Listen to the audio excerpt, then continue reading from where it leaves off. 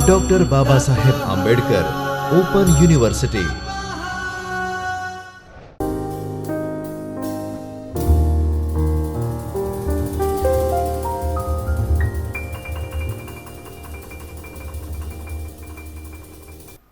नमस्ते।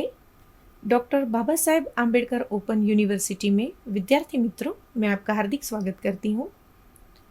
मैं doctor Siddhi Trivedi, assistant professor of Hindi, MHD paper number 01 block number 3 के अंतर्गत जो अपूर्ण मुद्दे रहे हैं उन पर आज हम विस्तृत रूप से चर्चा करेंगे। इकाई 14, एक कवि के रूप में तुलसीदास। एक कवि के रूप में जब तुलसीदास की बात हम करते हैं तब मैंने अपने पिछले लेक्चर में भी ये सारे टॉपिक की चर्चा की थी कि हम ये सारे टॉपिक विस्तृत रूप से 1 बाय 1 पढ़ाई करेंगे। लेकिन विस्तृत रूप से जब चर्चा करनी है, अच्छे से आप सबको समझाना है, तब हम अपनी पढ़ाई स्पीड में नहीं, थोड़ी स्लो करेंगे ताकि आप एक एक टॉपिक अच्छे से समझ सकें। उद्देश्य, प्रस्तावना, कविता के बारे में तुलसीदास जी के विचार, मर्मस्पर्शी जीवन प्रसंगों का चित्रण, इतने टॉपिक हम आज इस विषय के अंतर्गत पढ़ेंगे। बाकी के टॉपिक अगले लेक्चर में। कविता के बारे में तुलसीदास के विचारों से अवगत हो सकेंगे। तुलसी के काव्य में चित्रित विस्तृत जीवन फलक का अवलोकन कर सकेंगे। उनके काव्य में जीवन की विभिन्न और महत्वपूर्ण परिस्थितियों के चित्रण को रेखांकित कर सकेंगे और उनकी काव्य कला का आलोचनात्मक मूल्यांकन कर सकेंगे। तुलसीदास जी सगुण धारा के प्रमुख कवि रहे हैं, राम भक्त कवि रहे हैं और कविता के बारे में जब उनके विषय को स्पष्ट किया जाए तो उनके विचार ऐसे रहे हैं कि एक कवि को हमेशा जनवादी कवि होना चाहिए। जनवादी यानी कि लोगों के साथ रहने वाला कवि, लोगों के बीच में रहने वाला और लोगों की भावनाओं को संपूर्ण रूप से समझने वाला कवि। भावनाओं के साथ साथ जन लोगों की जो बोलियां हैं उनको अपनी कविता में दर्शाने वाला कवि होना चाहिए। तुलसीदास जी ने हमेशा अपनी ही भाषा पर बल दिया है। कहीं भी रूप से उन्होंने बैठी बिठाई अलंकारिकता मूलक या आश्चर्यता मूलक या पाखंडीय पंडितात्व मूलक भाषा का कहीं भी उनके काव्य फलक में परिचय नहीं मिलता। उन्होंने जो भी रचनाएं दी हैं स्पष्ट रूप से उन्होंने जो भी रचनाएं की हैं स्पष्ट रूप से मौलिक और जनवादी भाषा में की हुई है। ये उनके विचार स्पष्ट रूप से रहे हैं। दूसरा, उनका ये विचार भी रहा है कि कलयुग में भी अगर राम भगवान पर लिखने वाले कवि हैं तो वे सारे वंदनीय हैं। ऐसे कवि और उनकी कविता को वो साष्टांग नमस्कार करते हैं। ऐसे कवि और उनकी कविता को वो प्रणाम करते हैं। तुलसीदास जी के मर्मस्पर्शी जीवन प्रसंगों का चित्रण, मैं सबसे पहले बता दूं कि भले टॉपिक रहा है तुलसीदास के जीवन प्रसंगों का चित्रण, लेकिन उनके अंतर्गत जब आप पढ़ेंगे तो उन्होंने जिस जीवन प्रसंगों का वर्णन किया है वह मूल रूप से रामचरितमानस के सारे पात्रों का चित्रण मिलता है। सबसे प्रथम हम देखें तो उन्होंने राम भगवान का चित्रण किया है कि राम कैसे हैं। तुलसी के राम प्रमुख रूप से कैसे रहे हैं, तो कमल नयन वाले हैं, सुमुखी हैं, सबका दुख दूर करने वाले हैं और बहुत ही प्रफुल्लित मुद्रा में बैठने वाले श्री राम भक्तों के प्रिय हैं। दूसरा, उन्होंने इस बात पर भी उल्लेख किया है कि सीता स्वयंवर का एक जीवन प्रसंग, अगर आप पूरी रामचरितमानस पढ़ेंगे तो रामचरितमानस में वही सारे टॉपिक हैं, जबकि रामायण वो पूरा एक ही है। तुलसीदास की रामचरितमानस ले लीजिए या और कोई भी लेखक की रामायण ले लीजिए, काफ़ी सारा सब मिलता जुलता ही दिखेगा, लेकिन तुलसी की भाषा अलग दिखेगी आपको। उसका भाषा सामर्थ्य, भाषा की सरलता, ये पूर्ण रूप से उभर कर आती है।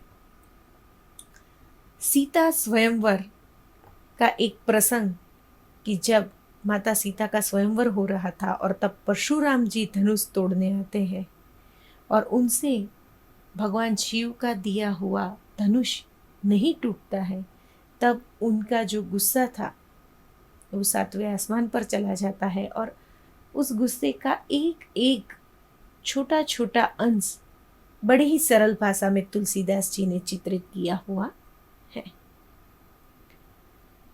दूसरा, तुलसीदास जी ने रावण का भी उल्लेख किया है कि रावण भी जब धनुष तोड़ने आते हैं तो उनसे, रावण तो शिव भक्त थे बहुत बड़े, फिर भी शिव जी का धनुष उनसे टूटता नहीं है और वह भी राम को चुनौती देके चले जाते हैं। तीसरे टॉपिक की बात करें जब हम, तो राम भगवान का वनवास, तो उस पर उन्होंने विस्तृत रूप से अपनी सरल भाषा ब्रज भाषा में एक राम भगवान वनवास का उल्लेख किया है। राम भगवान के वनवास की तो कथा है ही है, साथ में कई कई भरत संवाद प्रसंग काफी प्रशंसनीय रहा है, जिस रूप से उन्होंने खासकर वर्णित किया है कि कई कई कहती है कि भरत अब तुम समाज की चिंता मत करो। समाज की तो क्या, अब तुम्हें किसी की भी कोई चिंता करने की जरूरत नहीं है, अब तुम ही राजा हो और अब तुम ही राज्य संभालोगे, तो जाओ और अपने कर्तव्य का पालन करो। ये सारे शब्द जो तुलसीदास ने अपनी कविता में वर्णित किए हैं वह काफी अद्भुत है और प्रशंसनीय है। और फिर भरत का जवाब ये भी बहुत ज़्यादा अद्भुत रहा है। हम, आपको लगता होगा कि मैडम जो ये कह रहे हैं तो ये सारी चीज़ें तो हम जानते ही हैं, इसमें प्रशंसनीय कौन सी बात रही है ये भी हमें पता है, अद्भुतता क्या है ये भी हम जानते हैं, फिर मैडम एक एक लाइन को अद्भुत और प्रशंसनीय क्यों कह रही है? तो इसका उत्तर है विद्यार्थी मित्रों कि आप बिल्कुल जानते हैं रामायण के विषय में, आप महाभारत के विषय में भी जानते होंगे, आपने टीवी में भी देखा होगा, सीरियल्स आती हैं, तो आपको काफ़ी ज्ञान तो होगा। लेकिन हमें जब रामचरितमानस की पढ़ाई करनी है और वो भी तुलसीदास जी के लिखे हुए रामचरितमानस को पढ़ना है, तब हमें ये जान लेना चाहिए कि आपने जो भरत प्रसंग देखा वो अच्छा है, लेकिन तुलसीदास जी ने जो अपनी भाषा में भरत प्रसंग का वर्णन किया है वह भी काफ़ी प्रशंसनीय है और क्या कहने। तो कई कई भरत प्रसंग आप अगर नोट करते जाइए तो आप अगर नोट कर रहे हैं तो अच्छी बात है, करते जाइए कि तुलसीदास जी के जो जीवन प्रसंग चित्रण है रामचरितमानस के अंतर्गत, उसके अंतर्गत कई कई भरत प्रसंग भी काफ़ी उल्लेखनीय रहा है। उसके बाद सीता हरण की राम कथा जो अरण्य कांड में मिलती है, सीता हरण की राम कथा में खासकर सीता हरण के बाद राम की मनोदशा का उल्लेख तुलसीदास जी ने बहुत ही कौशल्यपूर्ण ढंग से चित्रित किया हुआ है। राम कहते हैं कि बिना सीता के जब बरसात होती है और बरसात की बूंदें मेरे शरीर को स्पर्श करती हैं, तब मुझे वह बूंदें पानी की नहीं लगती हैं। मुझे लगता है कि तेल खोला गया है और खोले हुए तेल, गर्मा गर्म तेल को मेरे शरीर पे रेड़ा जा रहा है। तो ये देखिए अद्भुत बात है कि उन्होंने बारिश के पानी को गर्म तेल के साथ वर्णित किया हुआ है। गर्म तेल का शरीर पर पड़ना और बारिश के ठंडे पानी का शरीर पर पड़ना दोनों अलग चीज़ें, विरोधाभास है, लेकिन उन्होंने यहाँ भगवान श्री राम के प्रसंग में हमें लगता है कि जैसे कि ये एक ही चीज़ हो, ऐसे कौशल्यपूर्ण रूप से दर्शाया है। दूसरा, भगवान श्री राम ये भी कहते हैं आगे, मतलब राम भगवान एक चरित्र है, और कहता कौन है राम भगवान के माध्यम से? तुलसीदास जी।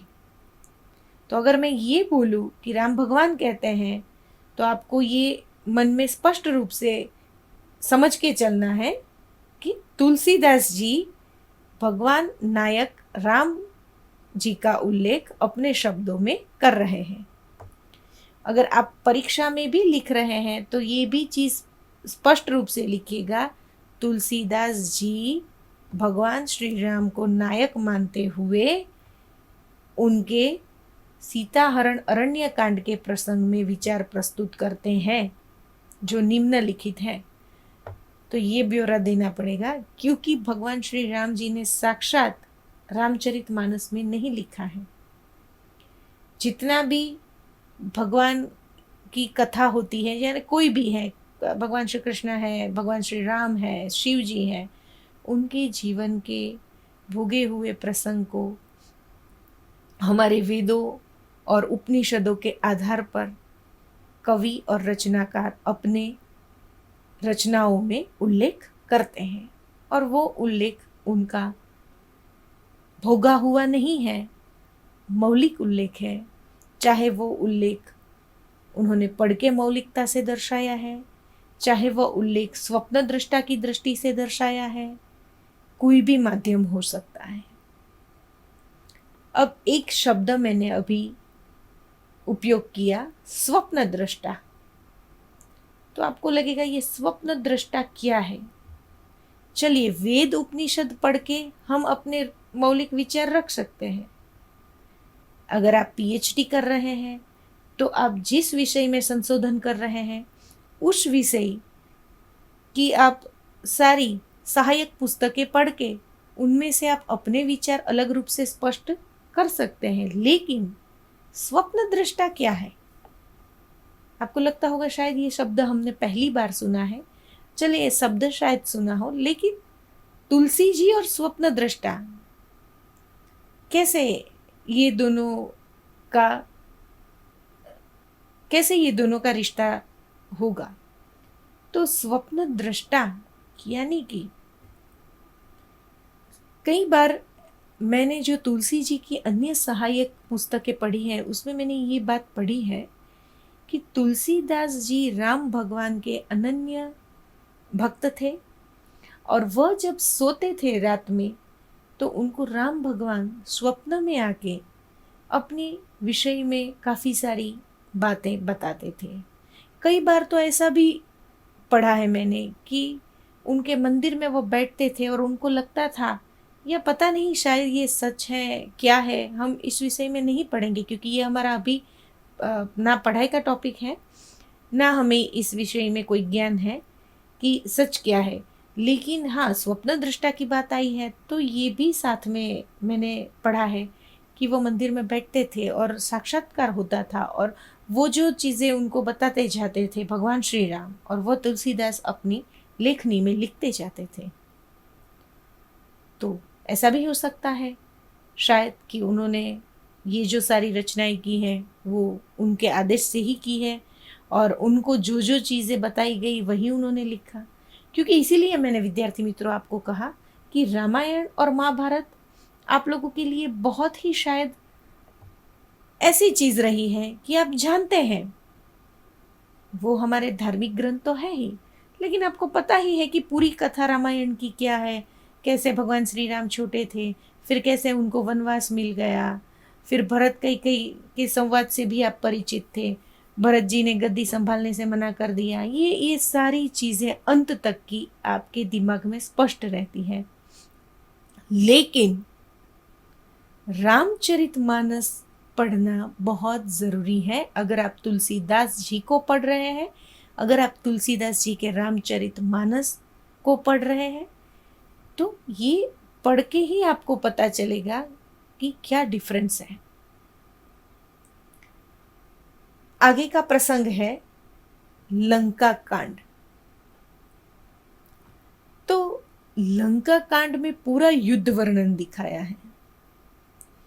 अब युद्ध वर्णन जब दिखाया है तब तुलसीदास जी ने अपने पदों में रावण के अभिमान को भी स्पष्ट रूप से दर्शाया है, और वो काफी पढ़ने लायक है कि रावण किस भांति अपने आप को एक महान योद्धा समझता है कि मुझे कौन हरा सकता है, ऐसी ताकत ही नहीं कोई बनी है सृष्टि में, मेरे पर शिव जी का साक्षात हाथ है।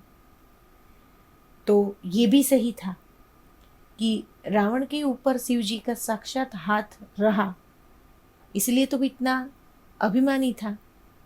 हालांकि ये होना चाहिए कि शिव जी का अगर साक्षात साथ मिले तो आदमी निर्मल और स्वच्छ हो जाना चाहिए, अभिमान नहीं। लेकिन रावण तो भाई रावण था और उसका अभिमान ही तो उसको डुबो ले गया। वहाँ फिर अंत में शिव जी भी साथ देने नहीं आए, क्योंकि ईश्वर भी उसी का साथ देता है जो सत्य के रास्ते पर चलता है। तो तुलसीदास जी ने एक बहुत ही अच्छा प्रसंग लंका कांड में दिया हुआ है कि जब रावण अपने अभिमान में इतना चूर था, मग्न था, तब उनकी धर्मपत्नी उनको काफी समझाती है कि फिर भी गलत हो रहा है, आप रुक जाइए, रुक जाइए। और उनका भाई और राम, कौन, विभीषण और राम की जो जीवन प्रसंग की कथा है वो भी काफी उल्लेखनीय रही है, पढ़ने लायक रही है, तुलसीदास जी के शब्दों में खास करके।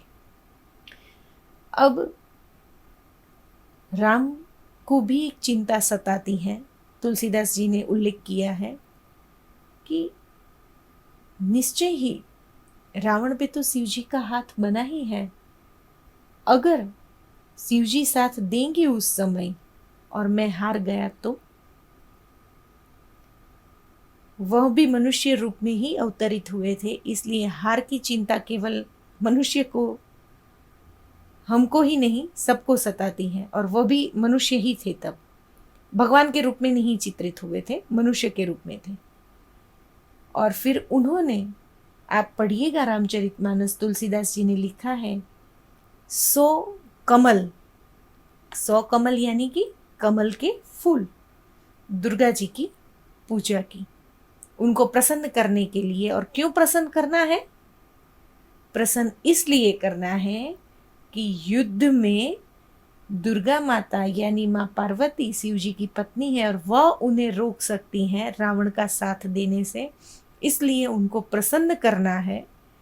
तब देखिए, भगवान तो हर चीज में परीक्षा करते ही करते हैं। तो तुलसीदास जी ने बहुत अच्छा लिखा था कि 99 कमल तक पूजा सही चली, 99 कमल तक का जो अभिषेक करना था वो हुआ, लेकिन अभिषेक 100 कमल के करने थे, ऐसा है। सो तो आगे एक कमल नहीं था, मतलब लेके तो वो 100 ही बैठे थे, लेकिन भाई भगवान है, परीक्षा कर सकते हैं। अब अगर 99 से अगर वो खड़े हो जाते हैं तो ये पूजा अधूरी रह जाती है। तुलसीदास जी ने भगवान श्री राम को, अभी ही मैंने आपको बताया कुछ समय पहले, कमल नयनों वाले ये कहकर उल्लेखित किया है। और संस्कृत में भी हमारी आँखें हैं उनको नयन कहा जाता है, कमल नयन कहा जाता है, जिनकी आँखें काफ़ी खूबसूरत होती हैं।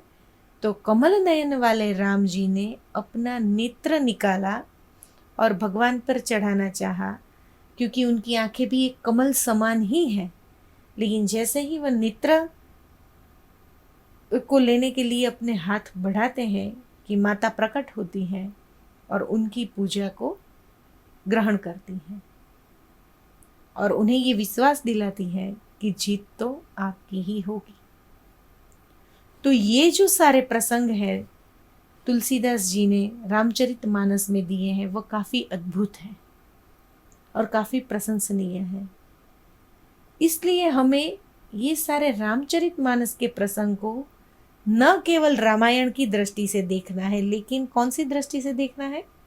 तुलसीदास जी के नजरिए से देखना है। तुलसीदास जी ने यहाँ लंका युद्ध के बाद राज्याभिषेक की बात की है कि लंका युद्ध में रावण की जीत होती है और वो